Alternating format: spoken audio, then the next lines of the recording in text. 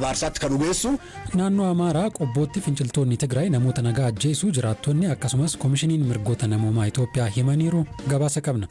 Qoqqobbiin Ameerikaan qooda fudhattoota waraana Tigraay irra kaa'uuf deemtu dhiibbaa inni qabaatu. Akka haasaa waliin qabnutti it is almost kadhaa kan dhumaa warminni kan dhumaa natti fakkaata. Seenaa jimjimootii booddee itti deebina. Oduu gaggabaaboos harkaan qabaa nu faana tura.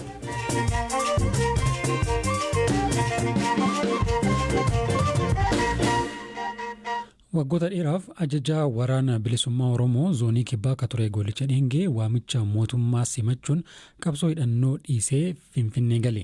Buufata xiyyaaraa Booleetti aangoota mootummaan simannaan kan godhameef Goolicha Dheengee sababa gara biyyaa deebi'eef keessaa tokko waliigaltee waraanni bilisummaa Oromoo dhiyeenya TPLF waliin godhe ta'uu miidiyaaleetti himeera.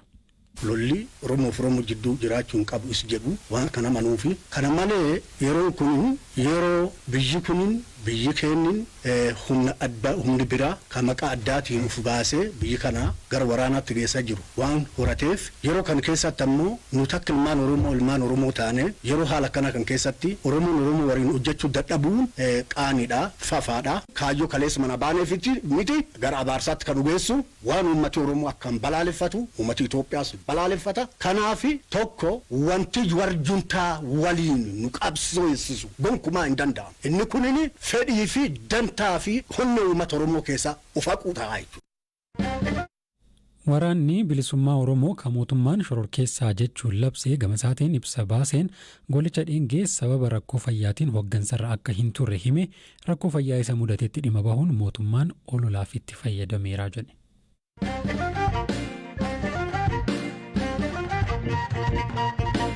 Naannoo Amaaraa magaalaa to'annoo finciltoota TPLF jala jirtu qobboo keessatti namoonni nagaa hedduun ajjeefamuu isaanii jiraattonni ijaan argan BBC'tti himan. Maqaan isaanii akka hin ibsamne kan barbaadan jiraataan qobboo amma baqatanii magaalaa Dasee jiran qaammee 4 humnooti Tigraay jiraattota nagaa irratti ajjechaa raawwachuu himu. Guyyaa sana naannoo Gadamaayuu jedhamutti qonnaan bultoota hidhannoo qabanii fi humnoota Tigraay gidduutti lolli banamee ture. Sana booda finciltoonni magaalaa qobboo seenuun nama nagaa argan hunda irratti haleellaa raawwatanii jedhu.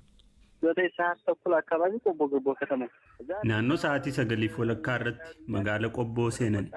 Sana booda manarra deemanii nama homaa waraana keessa hin jirre gadi baasanii ajjeesuu eegalani. Qonnaan bultootadha kan isaan fixan. Nama amma kanadha jechuun danda'u. Jimaatas sanbatas namoota hedduu awwaalleera. Bataskaana 5 ta'antu jira qobboo keessa. Masjiidnis jira. Iddoo hundatu awwaalaa ture. Bataskaana naannoo keenya jiru tokko keessa qofa gara nama 50 awwaalame. Reeffi dirree keessatti kufee jiru iyyuu ol hin kaafamne. Qabeenya mootummaas kan nama dhuunfaas barbadeessaniiru. Guyyaa kaleessaa koomishiniin mirgoota namoomaa Itoophiyaa ibsa marsariitii isaarratti baaseen magaalaa qobboo fi magaalota baadiyyaa naannoo ishee jiran keessatti haleellaa TPLF namoota nagaa irratti raawwateen baay'ee akka yaadda'e ibseera. Naannoo namoonni nagaa jiraatanitti sakatta'insi fi ajjechaan manatti gaggeeffamu qabeenya namoota dhuunfaa irratti saamichii fi barbadeessuun raawwatamaa jiraachuu odeeffannoon akka isa ga'e koomishinichi ibseera.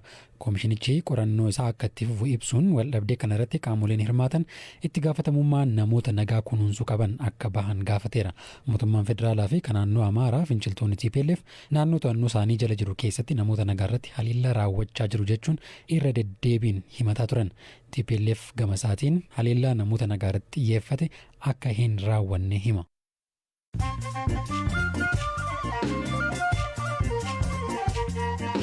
Amma dabareen kan oduu gaggabaabooti. Filannoo fulbaana 20 bara 2014 akka lakkoofsa Itoophiyaatti adda durummaan naannolee Somaalee Hararii fi Kibbaatti godhamu irratti namoonni miliyoona 7 ol sagalee akka kennan eegamaa jedhe boordiin filannoo biyyaalessaa.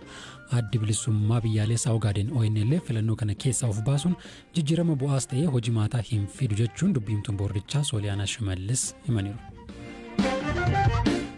Qaala'insi gatii Itoophiyaa keessatti uumame mirga nyaata gahaa argachuu fi mirgoota hawaas dinagdee kaan lammiilee harka qalleeyyii irratti dhiibbaa geessisaa jira jedhe koomishiniin mirgoota namoomaa Itoophiyaa. Tarkaanfii mootummaan qaala'insa gatii to'achuuf fudhachaa jiru jajjabeessaadha. Ta'us bu'a qabeessummaan isaa fi kan irraa fayyadamaa jiru warra rakkatan ta'u hordoffiin godhamuu qabaa jedheera. Horsiisee bultoonni kaaba Keenyaa bulchiinsa Marsabiitiif Tana River hongee cimaa ji'a 6 haga 10 ture irraa kaka'e horii isaanii hunda dhabuun harka qullaa hafuu himatu. Daa'imman nyaata madaalawaa dhabuun dhukkubaaf saaxilamaa jiru. Namoonni beelaa fi dheebuun du'aa jiraachuus himu. Raashiyaa magaalaa Perm keessatti namichi qawwee hidhate tokko dhukaasa mooraa yuunivarsiitii keessatti baneen yoo xiqqaate namoonni 8 ajjeefamu aangawoonni biyyattii himan. Poolisiin hidhataan barataa ta'uu hin oolu jedhame miidhaa qaqqabsiise kana rukutee madeessuun to'ateera. Ministeerri fayyaa biyyattii namoonni 19 haleellaa kanaan madaa'aniiru jedhe. Paartiin pireezidantii Raashiyaa Vilaadimir Puutiin Yuunaayitid Raashiyaa filannoo paarlaamaa komii hanni sagalee bal'inaan irratti ka'aa jiru injifatan. Sagalee kenname keessaa 50% akka ta'u argachuun kan injifatanii oduuleen gaggabaaboo isaanuma kana.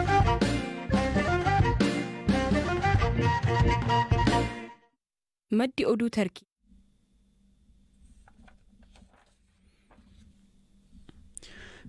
Oduu sattaanuttan darbaa dogoggora uumameef inoof galchaa waldhabdee daangaa Itoophiyaa fi Sudaan jidduu jiru jaarsummaan furuuf gaaffii Tarkiin dhiyeessite Sudaan akka fudhattu beeksifte. Loltoonni Sudaan sadaasa darbee waraanni Tigraay eegaluu hordofee lafa qonnaa daangaarra jiru Alfaashagaa biyyoonni lamaan ganna hedduu irratti wal falmaa turan to'atani. Firaafoolii dhugaasaa dabalata qabdi. Maddi oduu Tarkii Anadoluu fi kan mootummaa Sudaan sunaa ministeera dhimma alaa Sudaan Maariyaam Al-Sadiq eeruun akka gabaasanitti gaaffii Tarkiin isinnan araarsa jechuun dhiyeessite Sudaan nan fudhadhaa jetteetti. Dura taa'an mana maree walabummaa Sudaan Abdul Fattah Al-Burhaan ji'a darbe gara Tarkiitti yeroo imalanitti waldhabdee daangaa irratti Itoophiyaa waliin qaban hiikuudhaaf gaaffii ijaarsa araaraa ta'uu aangaa'ota Tarkii irraa dhiyaateef fudhataniiru jechuun ministeerri dhimma alaa Sudaan kun gaazexeessitootatti himuu isaanii Anadoluun gabaaseera. Gama Itoophiyaatiin garuu dhimma kana irratti hanga ammaatti wanti jedhame hin jiru. Haa ta'u malee amma dura rakkoon dhimma lafaa Itoophiyaa fi Sudaan gidduu jiru adeemsa biyyooti lamaan dhimma daangaa irratti kanaan durattiin hojjechaa turaniin akka furamuuf Itoophiyaan fedhii akka qabdu ambaasaadar Diinaan himanii turani.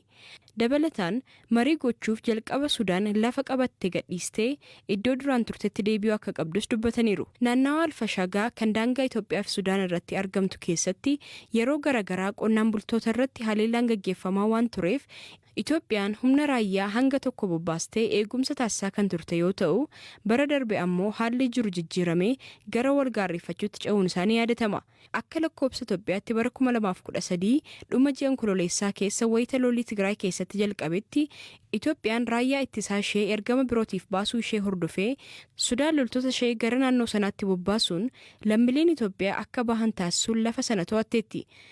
Kana hordofee Itoophiyaan tarkaanfiin kun weerara jechuudhaan ibsitee Sudaan loltoota ishee bakkawwan qabatte keessaa baasuun dhimmicha karaa seera qabeessa ta'e kanaan dura jalqabameen falli nagaa akka barbaadamu gaafachaa turteetti. Biyyoonni lamaanuu karaa aangaa'ota olaanootiin rakkoon kun karaa nagaatiin akka furamuuf yaada wal jijjiiraa kan turanii fi biyyoonni garagaraas marii akka taasisaniif waamicha dhiyeessaa turanis tarkaanfiin furmaata ta'u osoo hin argamiin tureera.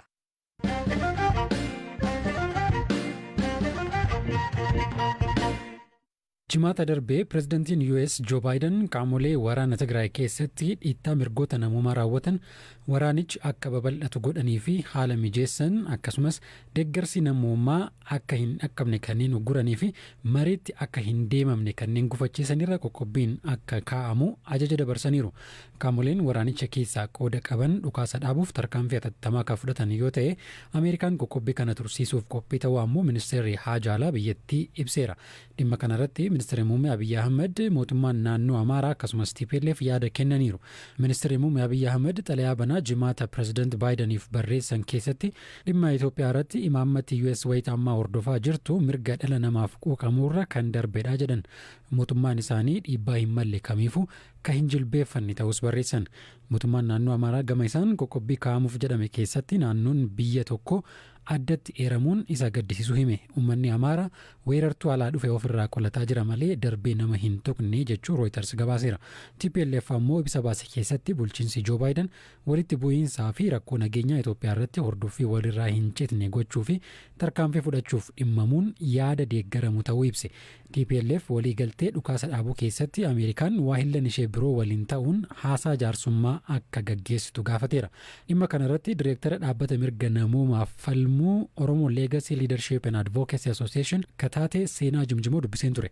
Dhaabbati isii oolaan qoqqobbii US Itoophiyaa irra kaa'uuf deemtu kana akka deeggaru ibse. Gaaffiin koo jalqabaa maaliif deeggartanii ka jedhu ture. Tarkaanfii kun mootummaa kana karatti deebisaa mootummaa kana ajjeechaa inni Oromiyaa keessatti dukkanaan godhaa jiru addunyaan argaa hin jiru bu'aa guddaa godha kan Oromoo akka hin dubbatamne wanni tokko rakkoo naannoo Tigraay keessa deemaa jiru sagalee Oromoo kompiilii keessaa baarkiin godhee fudhatee tuuqee akka hin dhageentiin arganne rakkoo hin godhe kun yoo gar tokkotti deebi'ee jedhee tokkoffaa by virtue of nagaa argachuun sun illee nu fayyada lammataa irratti ammoo fokkasiin Oromiyaa irratti deemnee deebi'a waan jennuuf kanaaf qabxiilee baarlee kan deeggarree jennaan. Murtee kan akka fudhatuuf deeman mootummaan Ameerikaa eega beeksisee booda Prime Ministeriin Itoophiyaallee akkasuma warri naannoo Tigraay TPLF ibsa kanarratti yaada mataa isaanii kennaniiru. Ibsa isaanii akkamitti ilaaltee maa inni xiinxalli? Kan mootummaa federaalaa Itoophiyaa directly open letter appeal jalqaba akkas fakkaata akka waan kadhaa fakkaatee jedha. Duubarratti ammoo ilaaltu Itoophiyaa seenaa isii 3,000 faarsaa nuti Itoophiyaan sodaadhaa waa gochuu hin dandeenyu yoo dhugasitti mee kakalee dubbataniini ka of jajjii eengaddaa helgadda jootan dabren godhanii garaagarummaatti hin argine kan mootummaa naannoo Tigraay ammoo kan hin argee jedhee hatattamaan otoo hin buli otoo hin turin yaannati jette sirriidha biyyoota naannoo Amaaraa keessaallee ni baha qabxiin kun ni gahe jedheeti very positively response godhanii sirrii godhanii natti fakkaata. Yoo guyyaa gabaabaa keessatti dhukaasa dhaabanii gara mariitti adeemu tarkaanfii qabatamaa yoo hin fudhatiin qoqqobbii kana gara hojiirra oolchuu yookiin enforce godhuutti deemnaa waan jedhu hin jira ibsa isaanii keessaa torbanoota itti aanan yookiin guyyoota itti aanan maaltu ta'uuf deema akka yaada keetti. Hariiroon mootummaa Itoophiyaatii fi mootummaan Ameerikaa qabdu jaarraa tokko waggaa 100 oli hariiroo furdaadha hariiroo jaalalaa hariiroo kabajaa hariiroo hedduu fedhiinsa qaban waan kana akka laayyoon waan hin fudhatinii fi wanni kun akka badu hin barbaadan because cabsuun nama dhibu ijaaruun nama dhibaa achi ammoo Itoophiyaan stuudiyoo akka uummanni Itoophiyaa miidhamu hariiroon Itoophiyaa Ameerikaa wajjin qabdu akka miidhamu akkasumas immoo Itoophiyaan lafee dugda gaanfa Afrikaa waan taateef baay'ina uummataa irraa kan ka'e jireenya waan adda addaa irraa seenaa irraa adda addaa akka ka'etti waan jiruu fi kanaaf of rizalti godhaa turanii yoo kana hin fudhatin akkatti ilaallu kanatti akka haasaa waliin qabnutti it is almost kadhaa kan dhumaa warningii kan dhumaa kan natti fakkaata siin booda tarkaanfii yeroo gabaabaa keessatti kanaaf yeroo gabaabaa ji'oottan otoo hin ta'in yeroo gabaabaatti kennanii lafti birraan dhufaa jira mootummaan Itoophiyaa mootummaa warra san dhahuuf akka malee qophii guddaa keessa jira nama hedduutu dhumu waan deemaa jiruuf mootummaan Itoophiyaa waraana barbaada inni waraana immoo carraa guddaa qaba waraana Turkiidhaa fi Chaayinaa irraa hedduu waan galchee jiruu fi kanaaf dafeetiin akkas godhaa jira so tarkaanfii guddaa irraa eegnee jennaa liistonni qophaa'anii jiru warra biyya keessaa kun ta'in akka biyya laalleetti adaaman dhaabbileen adda addaa dhaabbileen mirgaaf dubbatanii jiru so akkasitti ilaalee jira. Ameerikaan qoqqobbii kana enforce gochuu yookiin hojiirra oolchuutti yoo seente sunniin hagam waraanni kun akka dhaabbatu yookiin ammoo waan mootummaan Ameerikaa barbaadu fiduu keessatti hagam humna qabaata. Yaa idaa oolaattee jette beektaa Itoophiyaan mootummaa Itoophiyaa kadhaa mootummaa Ameerikaatiin Yurooppii walitti karaa walitti jennu biyya kanaanii harka guddaa harka 2/3 ta'u kadhaa uummata kanaatiin jiraata. Already Itoophiyaan ikonomii sheekii giraawundii irra jira. Dippiloomaasii akkuma beektu imbaasii walakkaa hojjetanii jiranii uummanni meeshaan biyya keessatti ikonomiin akka malee qaalii ta'ee jira. So tarkaanfiin seriously amma afaan dubbataa jiran kun hojiirra deebi'ee jedhee Itoophiyaa qofa kan ta'in warroota biyyoota akka Chaayinaa biyyoota akka Turkii warra Itoophiyaa wajjin hariiroo biizinasaa qabu dhaabbilee adda addaa waan miidhaa guddaa irra geessuu fi definitely jijjiirama guddaa fidee qaba. Sagantaa raadiyoo BBC Afaan Oromoo kan wiixata galgalaa asumarratti goolabama odeeffannoowwan dabalataaf marsariitii keenyaaf fuula feesbuukii keenya daawwadhaa isiniin jenna bor sagantaa biraa walitti deebina har'aaf horaa bulaa.